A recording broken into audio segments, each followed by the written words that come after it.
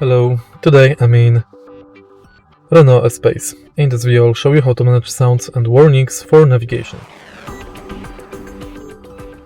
At the beginning, take a look at the screen display. And now go to Navigation and Settings.